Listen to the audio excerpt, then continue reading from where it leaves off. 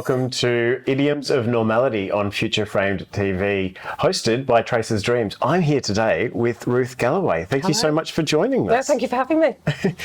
Before I jump in with the first question, Yep. tell us a bit about your perspectives and experiences and what you bring to the question. I've been trying to do something that is very outside of what is considered normality here in Australia, and that's trying to change people's perception of bugs as food. Bugs. So, bugs. Insects. Insects as food. And I think I've been doing this for 6 years now, and yeah, I know what it is to be called unnormal and not normal, and yeah. I want to unpack so much about this, and I don't want to get distracted. I want to jump in with the first question. So what is normal?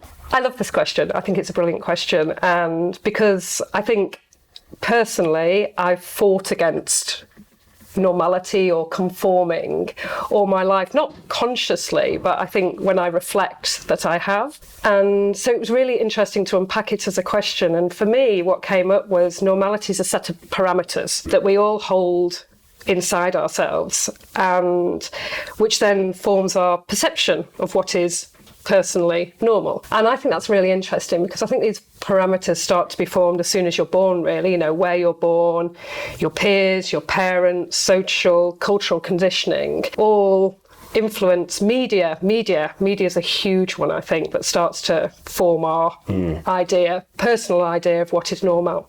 And then you have these parameters inside yourself, and these parameters, you know, help you engage, help you feel part of things, help you feel outside things. But for me, it's a very personal set of parameters. So normality is a set of parameters that is inside of us, that is tuned by cultural conditioning, by the media. Yeah, like all our external influences, I think. And how have you fought against this in your own life? I think, for me personally, I've always wanted to explore beyond my personal parameters. I mean, I feel like I came from a very normal background. I grew up in a very normal family, and what has been interesting for me is being able to push those parameters and widen those parameters so you become a little bit more, I think normal has a lot to do with empathy, and you know, people sit inside these parameters and feel very comfortable, but actually when you start kind of investigating and empathizing with what's going on around you, your parameters of normality widen. And normality is about the mass, isn't it? It's about the majority, the majority, what feels okay to the majority. And when you're trying to take something that feels very niche, for want of a better word, to that majority and get them to accept it as something that is then normal. Yeah. What has been rewarding about shifting the parameters, about working a bit outside of them? Connection, I think. Connection to people. So I think you have someone who comes at you, for example, on a market, you have someone who comes at you and they are like, oh my God, bugs, ugh, this is disgusting. I'm not touching it. And you start to have a conversation with them and you start to educate them and you tell them about all the things that are wonderful about what you're trying to do, or wonderful about bugs, for want of a better word. And you can see their perceptions change, and you can see them, they soften and they think, all right, okay, this sounds good in principle, but I'm not trying it. And then you get them to try it, and again, they soften, they accept it, and they think, all right, that's okay. And then they might go off to somebody else and they tell somebody else about their experience, and that person's like, oh my God, but then they say, no, it's okay. And then they accept, and then they try it, and it's like a snowball. I think it's 3%, don't they say 3% is the start of a movement or something, a start of something becoming culturally mainstream. Okay, all right. So you go to markets, and you're selling bugs to eat. Yeah. And how do those conversations unroll? People come up and they're like, "Oh, don't want to eat this." I think you get different types of people. I think it's about those parameters inside yourself. You get those people that are very open and accepting and curious and want to understand more and want to know why they should be doing this, and you get these people that are completely shut down. I mean, I find it very strange when you get parents that are just like, don't touch that, it's disgusting, to the children, and the children have this natural curiosity. Interesting. And the children want to try, and they want to know about it, and they want to understand, and the parents are just shutting this down because of their, these, again, what I see as parameters inside themselves that are not willing to try something. We do that with our children all the time, don't we? Don't jump in that puddle, don't touch that. And I think, and I've always thought if we can get the kids started, and that's why I do the work in school, if you can get the kids open to the idea, that's when it starts, and that's when it becomes part of, normality for them. Do you get kids going, ooh, that's not normal, or they have a reaction? They have a reaction. The kids have a reaction. But again, I think it is very much influenced by what's going on around them. How's that changing? You've done work in schools, and you've brought insects to schools and told them about what you do, and that people all around the world eat insects. 3 billion people around the world. 3 billion people around the world. I think it's, they say in 60 countries they're eating insects. Okay. And what insects are people eating? Predominantly it is crickets. Okay. Yeah. Or mealworms, or, you get the tarantulas, you get the water bugs. Yeah. Fried up. There's a whole, kind of world out there of culinary delights. All with their own taste profile and texture profile. Yeah. And which insects do you work with? So we work with crickets at the moment, and we work with crickets because we see crickets as we call it the gateway bug. The gateway bug. I like because it's not a worm, so it doesn't wiggle, and it's not got 8 legs, so it doesn't scuttle, and it kind of hops. And people seem to see cricket as something least confronting, I would say, the most accepting insect there is. People can imagine eating a cricket. A lot of people have experienced eating a cricket or heard of their friends eating a cricket in Thailand or somewhere like that. So it seems to be the most... How do they eat crickets in Thailand? Fried. Deep fried. Deep fried cricket? Deep fried cricket. Sometimes on a stick. Take a bite. Oh, really? Like on a skewer? Yeah. Excellent. Yeah. Some... Crunchy. Yeah. Okay. Bit flavouring, bit spice. Beautiful. And have you gone around and had a look at insect eating in numerous places around the world? I have spent some time over in Asia, especially Cambodia, and there's a brilliant insect cafe over there, and they do full tasting menus. You go right from the kind of tarantula burger, which is a full tarantula in a burger, right through to spice crickets and large water bugs. And I think that's what we've tried to do with the Cricket Bakery, going back to normality, is that people are much more accepting of things they recognise, they feel comfortable with, they can, it's part of their everyday kind of pantry items. So that's why we've taken the cricket powder and put them into, pancakes or banana bread or crackers or things that people are familiar with eating. Okay. And it doesn't feel, when you can't see the cricket, it doesn't feel as confronting. So I guess working within a proximal zone of comfort for people. Working in those boxed parameters again. Okay. Yeah. And so when people bite into a loaf of cricket bread, is there a cricket that they can see? There's no chirping. There's no chirping. You can't see it, but you can taste it. So they have a slightly earthy flavour to them. So they work especially well with flavourings like cinnamon and ginger. But you can also, I think what's really nice is that you can also feel the benefit because they are so nutrient dense. You can, if mixed with good quality food items, you can feel that you are giving yourself something better. You mentioned there were 3 billion people around the world in 60 different countries are eating insects. And it really begs the question, what is a normal diet? I love this question. Just from a kind of Western perspective, what is normal has changed so much over a very short period of time. What was normal to, say, our recent ancestors of kind of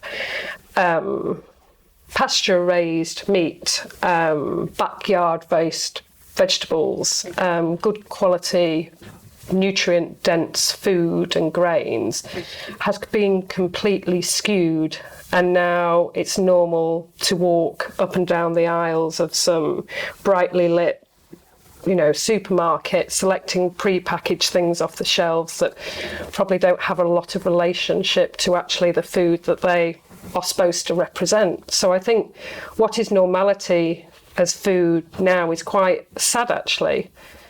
But I think people are waking up. I think people are becoming more aware. I think people are challenging, what they are being told by the media, what they are being told by the big food manufacturers as what is normal. People are starting to realise, this idea of normality isn't actually making me well. It isn't beneficial for my health. It isn't beneficial for my family's health. And people are trying to now investigate things outside those parameters, investigate where their food has come from, have that empathy again, that curiosity to look outside, driving into the car park, walking around that shopping aisle. Actually, where has this meat come from? How did this cereal get to look like this? How much sugar is then in that? What drove your curiosity to shift from, I guess, a normal Australian diet and look outside, look to other options such as crickets? So I definitely understand what it is to try and be held within these kind of idea of normality. I have a son with special needs, and I've been told a lot that he fits outside these kind of very narrow measurements of normality. I mean, they exist for a reason, and, they are there, especially in the medical world. And through doing that and through wanting to improve my son's health, my own health, it was looking at, where I need to understand where my food has come from, how it's been treated, what is actually in my food, how this cow has got to my plate and what was this cow's life before my plate, and the stuff that's gone into this cow is then going into me. And then, it's having that real understanding, I think, of the power of food. I became very passionate about where my meat has come from and looking for alternative sources of protein, of how we can also get that good nutrient-dense source of protein, and that led me to insects. As a nutrient-dense source of protein. That has been ethically raised and has minimum impact on the planet as well. Okay, ethically raised, minimum impact on the planet. Mm-hmm. And that's what got you over the threshold of moving outside your regular, typical, everyday foods. Yeah. Does that bring people at the market over to the other side of normality? Yes, I think it does, actually. I think people are becoming more curious and people are looking for alternative food sources. We've seen a huge shift from people looking to, vegetarianism to veganism, huge movements that are actually becoming now normal. So people are searching for alternative ways of eating. I mean, I think kind of sushi is a great example. 20 years ago, sushi was seen as very weird. Soured rice, raw fish. It wasn't really in anyone's mind. It was seen as something quite alternative. And now sushi is in every school canteen. And that's only a 20-year shift. So if you can take something like sushi, soured rice and raw fish, if you can take insects and take them on that same journey. And upscaling insect production and distribution is more ethical for the planet. Absolutely. It takes much less resources to raise 100 grams of insects than it does 100 grams of kind of traditional protein.